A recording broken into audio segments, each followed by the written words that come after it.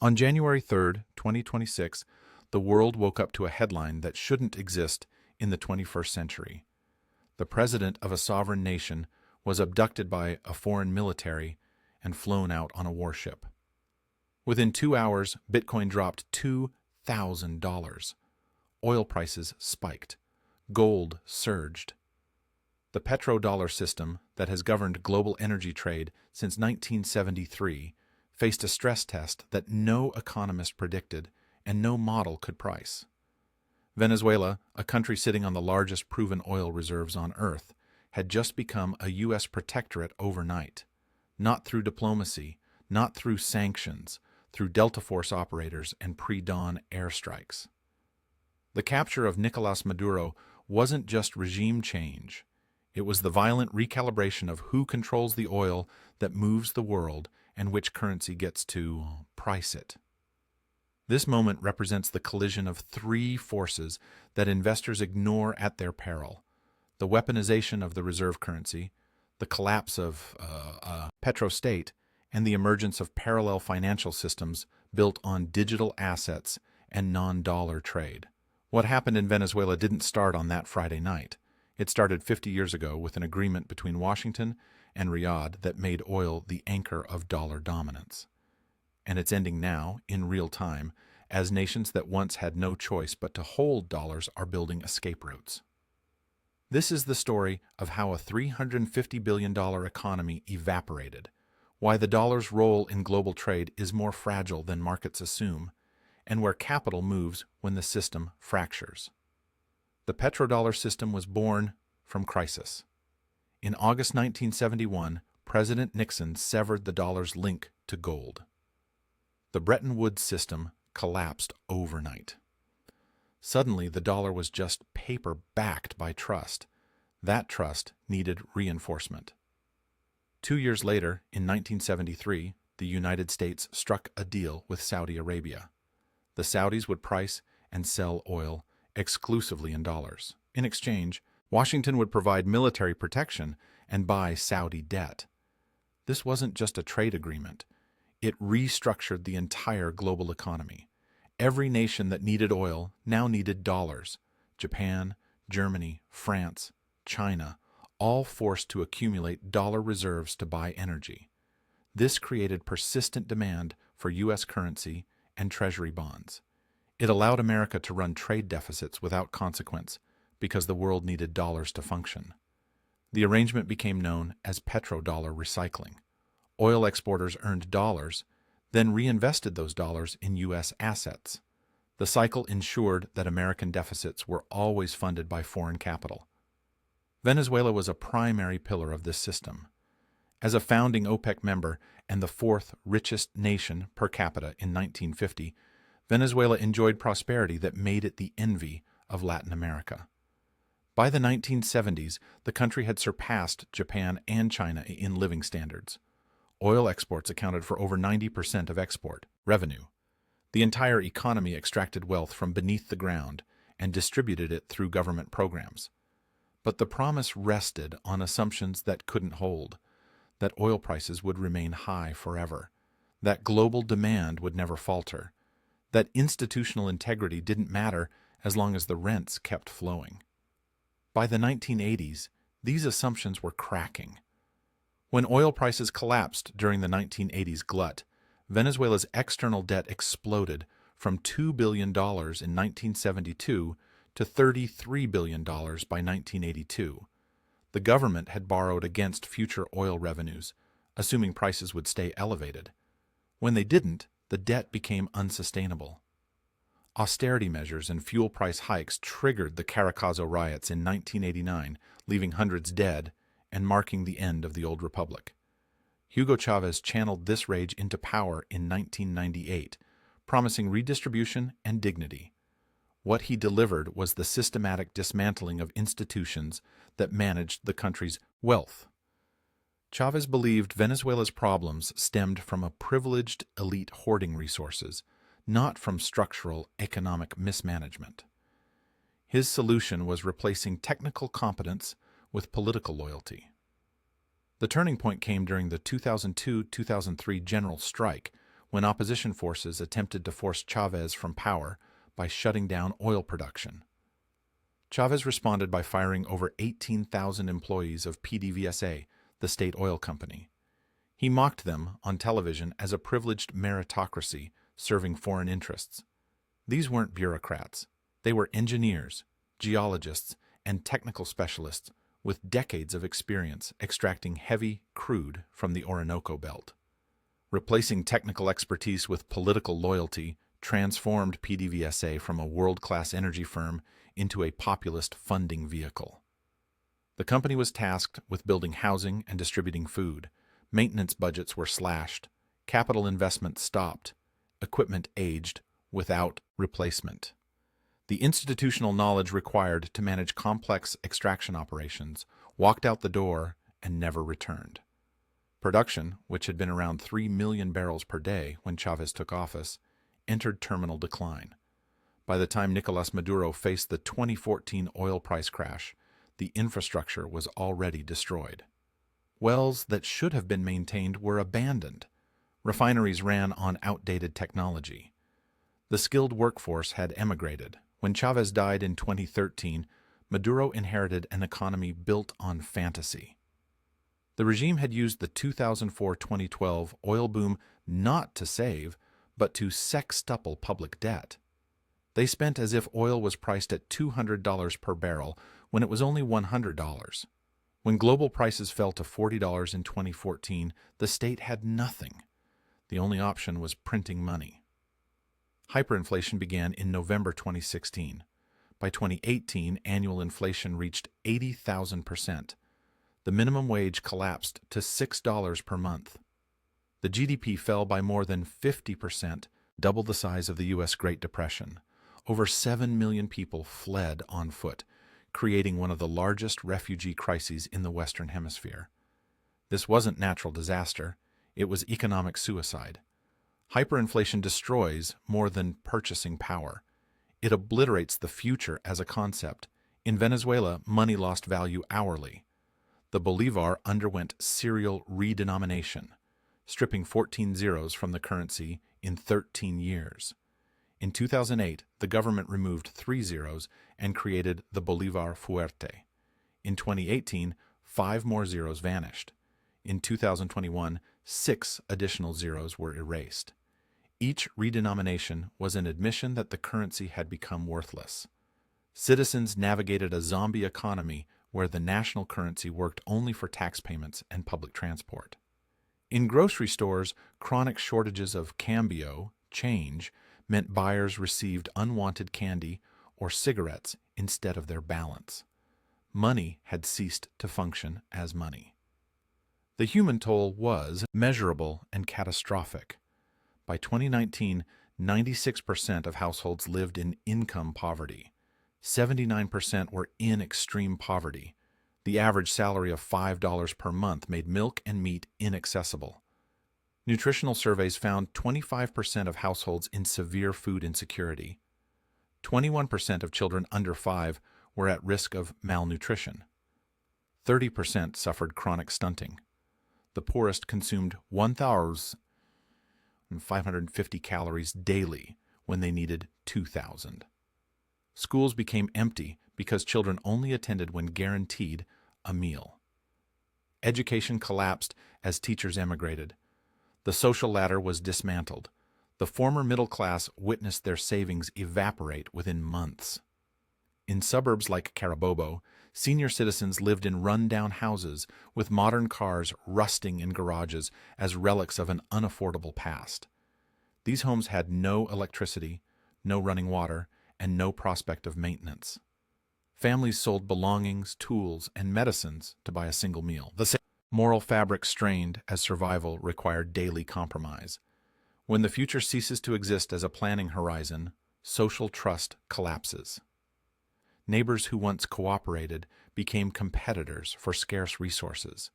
Deferred gratification became meaningless when money held no value beyond the immediate transaction.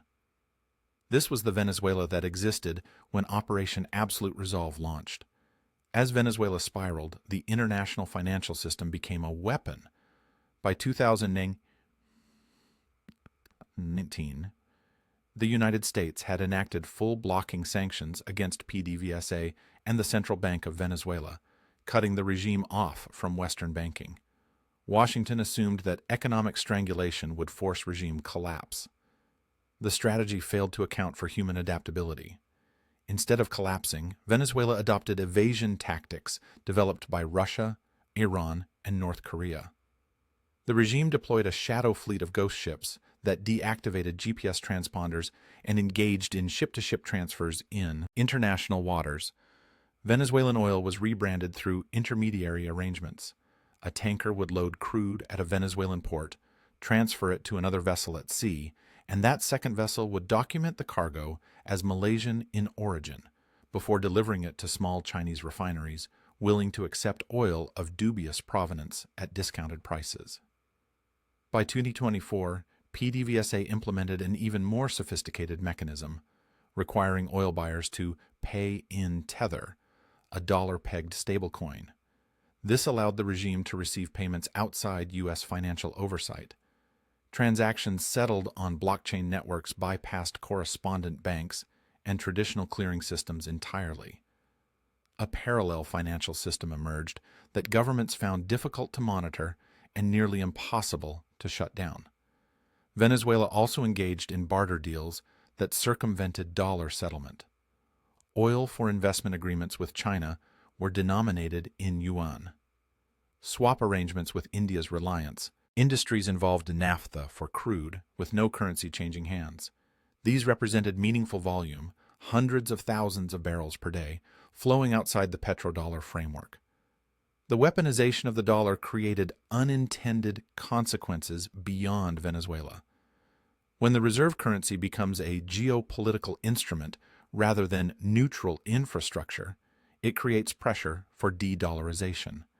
Nations began asking, if holding dollars exposes us to asset freezes and sanctions, why hold them at all? This shift is visible in reserve data. In 2000, the dollar accounted for 71.5% of central bank reserves worldwide. By 2024, it stood at approximately 57%. The euro held steady around 20%.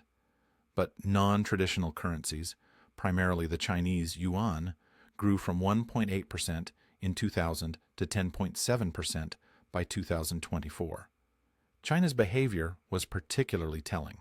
Between 2010 and 2025, China reduced its U.S. Treasury holdings from 40% of its reserves to less than 1%.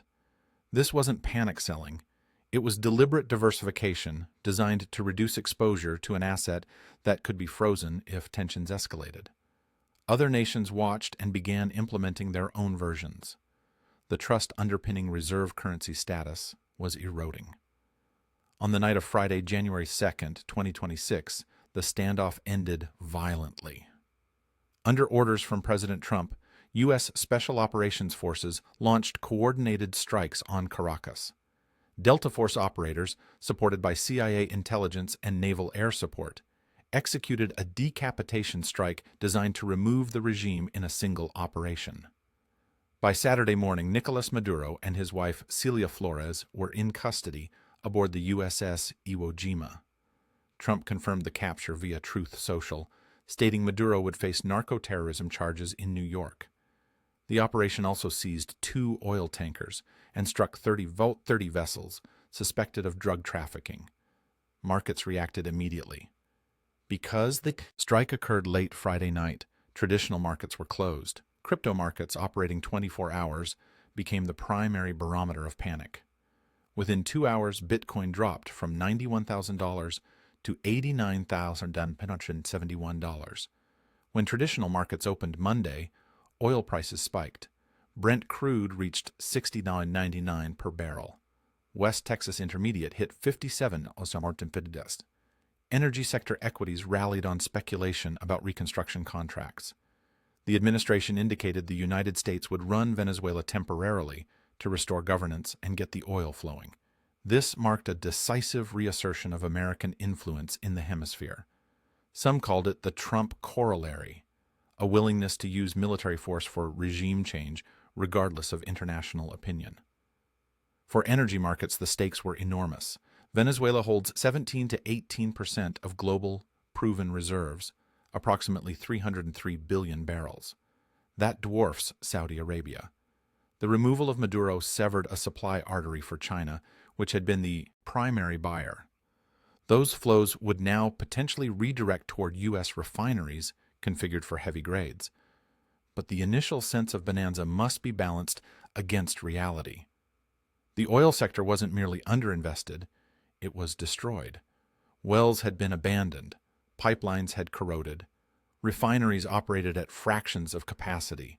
The skilled workforce had emigrated. Recovery would require years of sustained capital deployment and $80 to $100 billion in investment.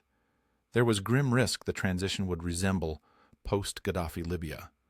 Prolonged instability, factional infighting, and militia control prevented Libya's oil sector from recovering.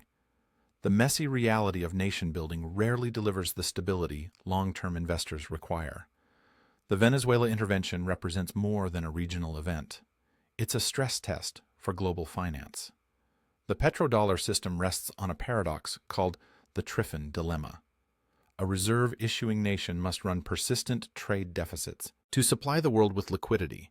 Foreign nations need dollars to conduct trade and build reserves. The only way to provide those dollars is for America to import more than it exports. But those persistent deficits eventually undermine confidence in the currency's stability. If America runs deficits forever, won't the dollar lose value? Won't creditors doubt that debts will be repaid in currency worth what it is today? The United States has navigated this tension for 50 years by leveraging military dominance and the fact that oil trades exclusively in dollars. Those factors made dollar accumulation strategically necessary. But both are weakening. When the dollar is weaponized for political goals rather than functioning as neutral infrastructure, it stops being a reliable store of value independent of Washington's foreign policy. Nations must consider whether their relationship with Washington might deteriorate and expose their reserves to freezing. This creates an existential question: is holding dollars worth the risk? 3 capital flows reveal the pressure. First, central banks are shifting toward gold. Gold can't be frozen or sanctioned. It's a bearer asset that transfers value without counterparty risk. Central banks have been net buyers for over a decade. Second, the adoption of cryptocurrencies in Venezuela and other sanctioned economies previews what parallel systems look like. Citizens and businesses transacting in Tether bypass traditional banking entirely. Venezuela's requirement that oil buyers pay in USDT isn't ideological, it's practical, but it demonstrates that alternative systems can function at scale. Third, local currency trade blocs are expanding. The BRICS nations are developing alternatives to dollar-based settlement.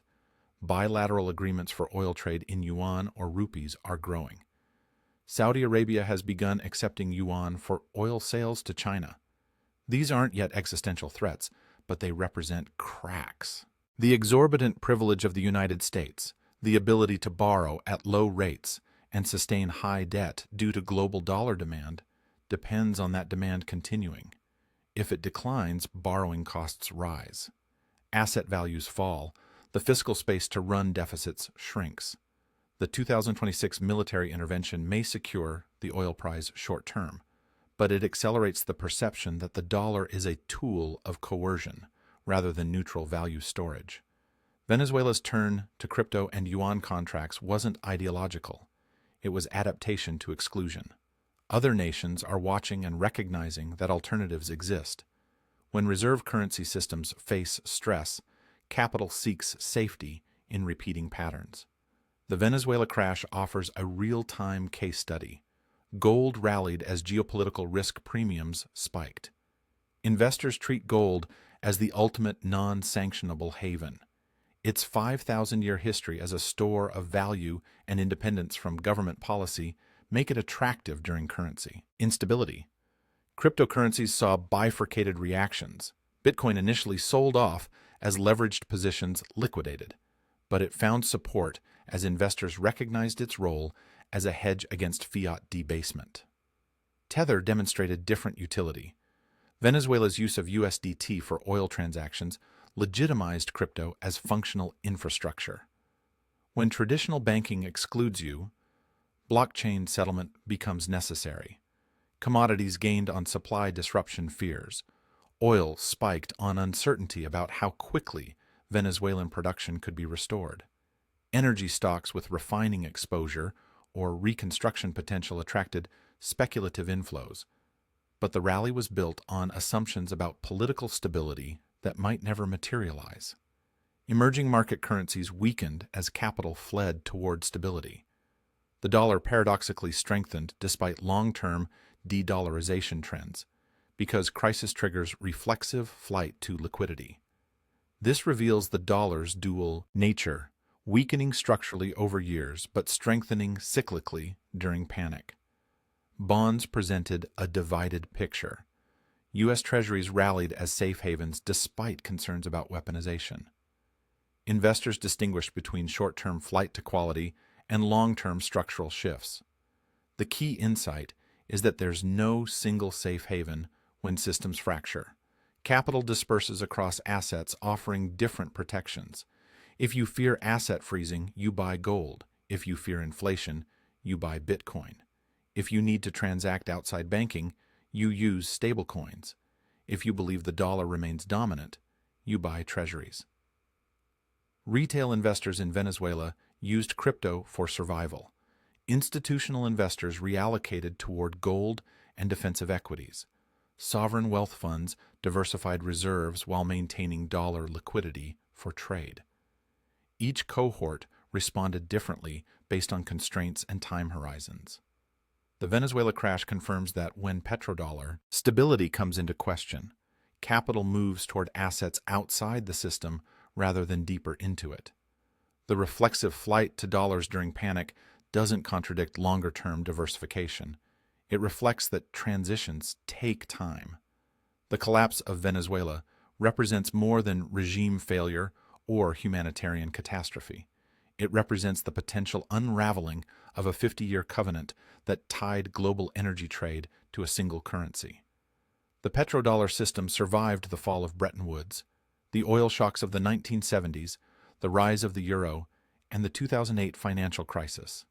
It has proven remarkably resilient. But the system now faces a test it may not pass. That test isn't a single dramatic event. It's the accumulation of fractures that collectively undermine the foundation.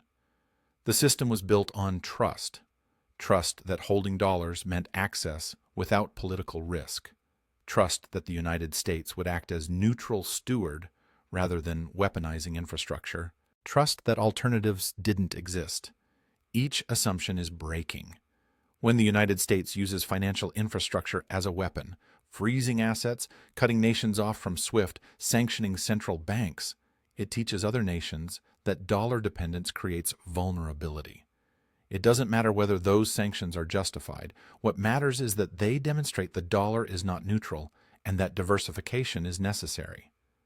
Venezuela's turn to stablecoins and yuan contracts wasn't ideological. It was adaptation to exclusion. When you can't access dollar banking, you build something else. That success, achieved under adverse conditions, demonstrates to other nations that alternatives exist and function at scale.